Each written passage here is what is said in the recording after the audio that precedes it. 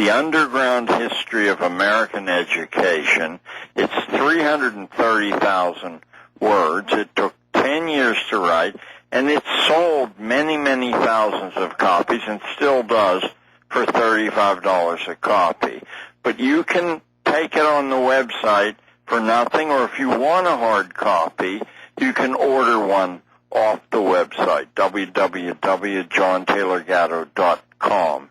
It's packed with detailed information, very little rhetoric, and a whole lot of facts. For example, Alex just talked about chemical poisoning.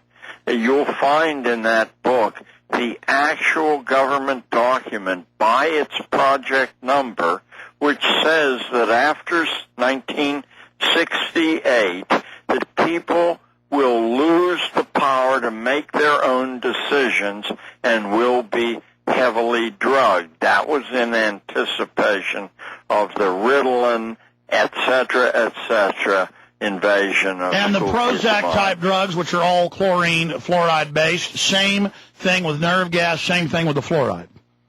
Correct. And really the novel insight I think I've had is that these people, rather than being, as the great criminals of history, interested in feathering their own nest, are doing this as a service to the human race. This is a cult. And to evolution, because the rest of us are just in the way. It's just fascinating. Well, they talk about, and the modern ones do, Peter Singer, Pianka, Dr. Pianka, others, they talk about how sad it is they have to do it, but they've got the will to do the right thing and rot holes in your children's brains. They love you.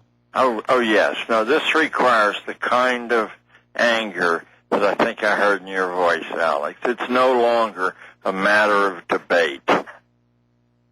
Continue. So we've gone in just a few decades from the highest test scores in the world to literally toxified, brain damaged, but both nature and nurture. They both poison us for the nature, and with the nurture, make it to where it's not fun to learn, where it's out of rote and destroys the minds. Please continue.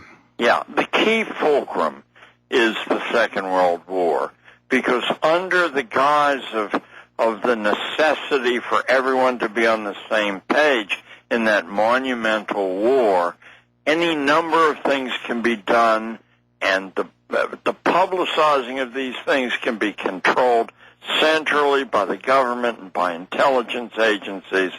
So when we wake up after the war, we are absolutely in the beginning of a brave new world where the ability to read and to imagine has been seriously crippled, and that continues on a regular basis. The measure that probably is familiar to most people listening are the standardized test scores. Now, standardized tests themselves are an instrument that measures very little. However, the declining standardized test scores have been concealed by renorming the test. That's the technical word. You simply make the questions easier, and then you make the scoring of those questions easier. And you do that on a regular basis every couple of years, so that an outstanding score in 2008 might be a low mediocre score in 1945. This is a monumental operation, and the destruction of the ability to read, or the weakening of the ability to read, is an important part of it, because it means that independently, without great personal effort, you can, in fact, reach accurate information. You're locked into the standardized media that themselves are corporate controlled. They're corporations themselves. Continue.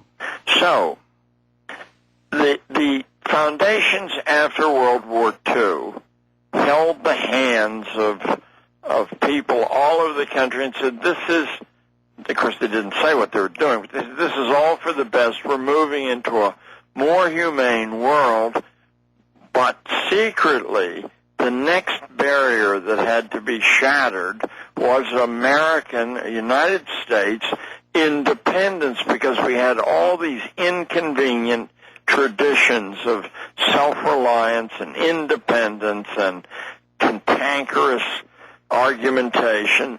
We had to be merged with the other nations of the world who were much farther ahead in accepting this deal for their citizenry. And you and I have now, for 50 years, been on this internationalization, globalization path. And whether it's sold as a humane thing through the United Nations or an economic thing through global corporations selling merchandise, it's the same intent, the same purpose that's being sought, that you level all the peoples of the world. It's simple. Less than 1,000 robber barons. They're less able to oppose you that way. Exactly. Now, John Taylor Gatto, JohnTaylorGatto.com. And again, this is all stated. They call the family a disease, and mainline textbooks used now, same textbooks used 50 years ago. Hillary is on record, as she's at Yale, calling the family a retrograde institution. Absolutely. So let me expand on this. It all sounds good. Oh, we're going to give you health care. Really, that means they can force eugenics, force injections, total control, take more of your wealth to do that. Now they're going to control, it sounds reasonable at first, what type of light bulb you can have. Does it matter if they have phosphorescent good light bulbs that last 20 years? They won't let you have those. Instead, they make you take toxic, mercury-filled light bulbs that last 8 years instead. Sounds reasonable. Then once they've set that precedent, now they're going to have one child taxes, more than one child. They're not proposing in Europe and the U.S. to tax you if you have more than one child, same way they did it in China. They're now coming in saying they're going to inspect how big your home is or how big it gets added on to.